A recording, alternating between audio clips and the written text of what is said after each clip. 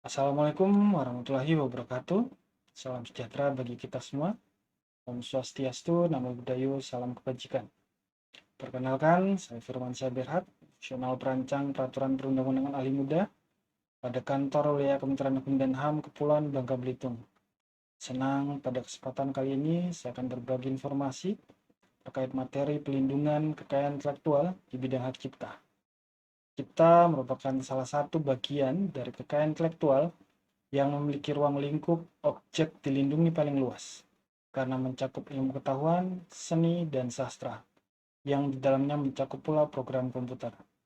Di era internet, teknologi informasi yang sedang berkembang pesat saat ini, kesadaran dan pemahaman akan kekayaan intelektual, khususnya cipta, sangat penting dan diperlukan, sehingga kita dapat berkarya, berkreasi, berinovasi, tanpa mencederai karya intelektual milik orang lain. Terlebih lagi bagi para pelajar, yang merupakan bagian generasi muda yang akan melanjutkan masa depan bangsa, dekat dengan media sosial dan terhubung dengan koneksi internet tanpa batas di dunia maya. Berikut materi pelindungan kekayaan intelektual di bidang hak cipta.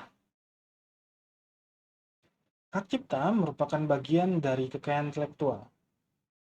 Kekayaan intelektual terdiri dari dua padanan kata, yaitu kekayaan dan intelektual. Menurut Kamus Besar Bahasa Indonesia, kekayaan berasal dari kata dasar kaya, kata benda, yaitu perihal, kaya, kemudian harta yang menjadi milik orang lain, atau kekuasaan. Nah, kemudian kata intelektual yang dapat diartikan melalui kata sifat, yaitu cerdas, berakal, dan berpikiran jernih berdasarkan ilmu pengetahuan. Kemudian dapat berarti juga mempunyai kecerdasan yang tinggi, cendekiawan, serta totalitas pengertian atau kesadaran. Dari kedua kata dasar ini, secara umum kita dapat melihat definisi dari kekayaan intelektual, yang merupakan hak yang timbul dari hasil olah pikir yang menghasilkan suatu produk atau proses yang berguna untuk manusia. Nah, kekayaan intelektual ini juga adalah hak eksklusif yang diberikan oleh negara kepada kreator, pencipta, inventor, penemu, desainer, seorang perancang, dan pencipta berkaitan dengan kreasi atau karya intelektual kecerdasan hasil olah pikir mereka. Nah, dapat kita lihat contoh sebagai berikut. Kita dapat melihat contoh di sebuah sepatu yang kita sering gunakan untuk beragam aktivitas kita. Dan sepatu ini memiliki merek tertentu tentunya. Dan juga ada desain yang khas dari sepatu ini yang membedakan dengan jenis sepatu yang lain.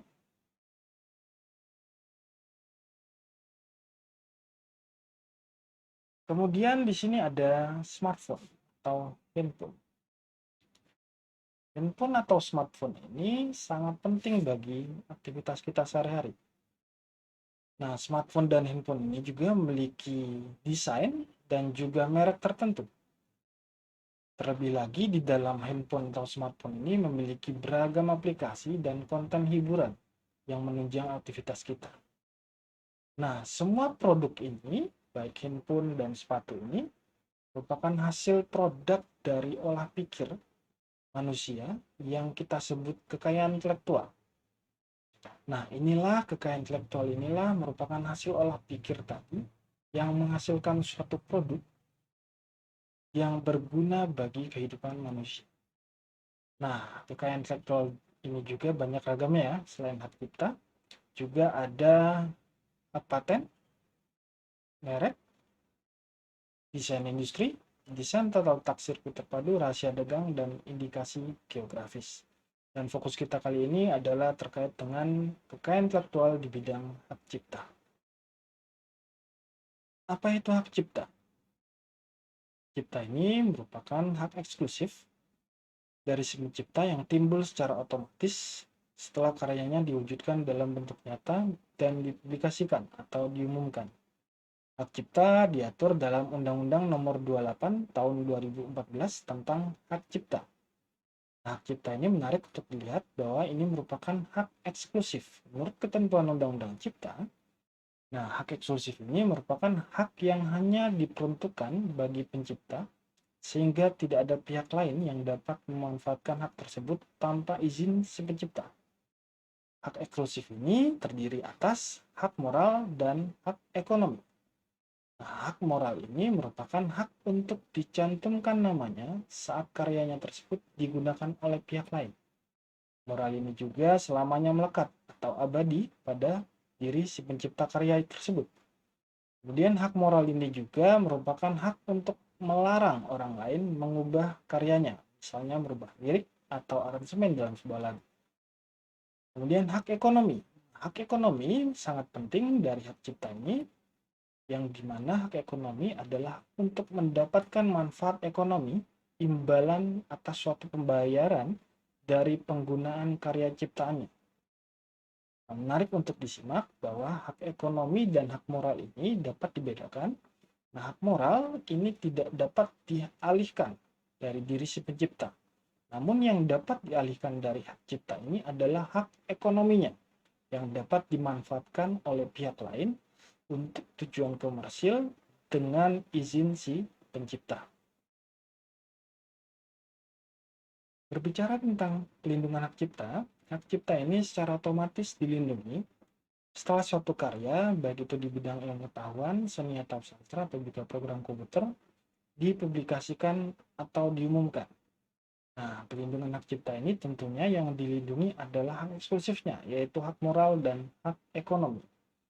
Nah, pelindungan terkait dengan hak moral dan ekonomi ini, kita akan melihat bahwa ini terkait dengan lama pelindungan suatu hak moral dan ekonomi. Nah, menurut ketentuan Undang-Undang Hak Cipta, hak moral ini dilindungi tanpa batas waktu atau selamanya, alias abadi, yang melekat pada diri si pencipta. Kemudian hak ekonomi dapat kita lihat terkait dengan jenis ciptaan, yaitu pelindungan terhadap karya buku, lagu atau musik, lukisan, dan seni motif atau karya sejenisnya, itu pelindungannya seumur hidup, plus 70 tahun setelah pencipta meninggal dunia. Nah, kemudian untuk jenis karya ciptaan fotografi, sinematografi, ataupun terjemahan program komputer dan sejenisnya, ini dilindungi 50 tahun sejak ciptaan pertama kali dipublikasikan atau diumumkan. Kemudian 25 tahun untuk karya seni terapan. Nah, seni terapan ini adalah semacam seni motif gambar terhadap suatu produk ya. Kemudian ada deskripsinya. Nah, penting untuk menjadi perhatian kita bersama, apabila kita memiliki suatu karya di bidang ilmu pengetahuan, seni ataupun sastra, bagian publikasi atau dokumentasi terhadap suatu karya ciptaan sangat penting dilakukan. Ini akan menjadi bukti awal kalau kita adalah pencipta asli dari karya tersebut. Untuk itu, kita dapat mengumumkan karya-karya ciptaan kita, baik itu buku, musik, atau lagu, atau karya ciptaan lainnya, dalam platform resmi seperti media sosial, atau dapat kita publikasikan juga melalui pameran, ataupun acara publik lainnya, atau kita muat dalam majalah, jurnal, atau media sejenis, atau kita juga dapat melakukan pencatatan ciptaan di Direktorat Jenderal Kekayaan Intelektual Kementerian Hukum dan HAM melalui link hakcipta.dgip.go.id, sehingga karya cipta yang kita buat dapat terpublikasi dengan baik dan mudah dan cepat. Kemudian, bagaimana jika kita ingin menggunakan karya milik orang lain? Nah, penggunaan karya cipta milik orang lain sangat terkait dengan salah satu hak eksklusif dari hak cipta, yaitu hak ekonomi. Hak ekonomi ini merupakan hak untuk mendapatkan suatu imbalan pembayaran terkait dengan ciptaan yang digunakan oleh pihak lain dengan tujuan komersil, sebagaimana diatur dalam Pasal 9 Undang-Undang Hak Cipta. Untuk itu, jika kita ingin menggunakan karya cipta orang lain, sebaiknya kita meminta izin kepada si pencipta atau pihak lain yang diberikan wewenang oleh si pencipta, dengan membuat suatu perjanjian tertulis yang menjelaskan apa hak dan kewajiban masing-masing pihak, yaitu penciptanya dan pengguna cipta. Sehingga potensi pelanggaran, potensi sengketa permasalahan hukum di bidang hak cipta yang telah diatur dalam Undang-Undang Hak Cipta dapat dihindari. Bagaimana mendapatkan royalti atau imbalan pembayaran dari karya cipta sebuah lagu? Hal ini tentu terkait dengan salah satu hak eksklusif dari hak cipta, yaitu hak ekonomi. di mana mekanisme pengelolaan royalti atau imbalan pembayaran sebuah lagu ini sudah diatur dalam ketentuan Peraturan Pemerintah Nomor 56 Tahun 2021 tentang pengelolaan royalti, hak cipta lagu, dan atau musik. Kemudian untuk karya cipta berupa musik, ini kita bisa mendapatkan royalti dari pemutaran lagu kita misalnya di ruang publik seperti hotel, restoran, karaoke, televisi, dan sebagainya dengan cara mendaftarkan diri sebagai anggota dari Lembaga Manajemen Kolektif atau LMK. Nah, Lembaga Manajemen Kolektif ini merupakan lembaga yang bertugas menarik dan mendistribusikan royalti dari tempat-tempat tersebut. Kemudian bagaimana kalau ada konser musik yang membawakan lagu kita? Apakah mekanisme izin tetap diperlukan? Nah, apabila sudah didaftarkan melalui lembaga manajemen kolektif ini, izin tertulis sudah tidak diperlukan lagi. Hal ini diatur dalam ketentuan pasal 23 ayat 5 Undang-Undang Hak Cipta. Dan lembaga manajemen kolektif sudah menyiapkan ruang bagi penyelenggara konser untuk mengajukan lisensi atau izin sehingga pencipta dan pemegang hak cipta bisa menerima imbalan atas penggunaan karyanya secara komersil melalui lmkn.id. Potensi pelanggaran hak cipta dapat terjadi di mana saja dan kapan saja oleh pihak yang tidak bertanggung jawab demi kepentingan pribadinya. Hak yang dilanggar dalam suatu ciptaan tentu mayoritas terkait dengan hak ekonomi. Kita dapat melihat potensi pelanggaran contoh ciptaan yaitu buku elektronik atau novel elektronik. Kita dapat melihat bahwa buku atau novel elektronik ini dapat dilakukan tindakan ilegal seperti mengunggah, melakukan terjemahan buku tersebut atau novel tersebut ke situs yang tidak resmi yang dapat diakses publik secara gratis ataupun dengan memperjualbelikannya. Kemudian kita dapat lihat contoh berikut pada musik, di mana suatu karya ciptaan musik ini dapat berpotensi dilakukan tindakan ilegal seperti dengan melakukan cover lagu untuk tujuan komersil atau juga penggandaan salinan karya musiknya dapat kita sebut pembajakan tanpa hak yang kemudian dikomersilkan, diperjualbelikan.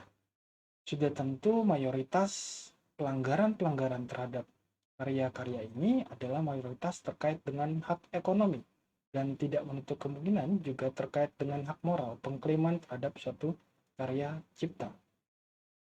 Oleh karena itu, apabila ada orang atau pihak lain yang melakukan ataupun menggandakan karya cipta kita secara ilegal atau tanpa izin, silakan tegur pihak tersebut. Bisa juga melapor ke kepolisian atau penyidik pegawai negeri sipil pada kantor wilayah Kementerian Hukum dan HAM setiap provinsi di mana domisili Anda berada. Atau dapat juga melalui pengaduan secara online di Direktorat Jenderal Kekayaan Intelektual Kementerian Hukum dan HAM melalui link pengaduan.dgip.go.id. Demikian, saya harapkan informasi singkat mengenai pelindungan kekayaan intelektual di bidang hak cipta ini bermanfaat bagi para pelajar khususnya dan juga seluruh masyarakat secara umum. Terima kasih. Wassalamualaikum warahmatullahi wabarakatuh. Om Santi Santi Santi Om.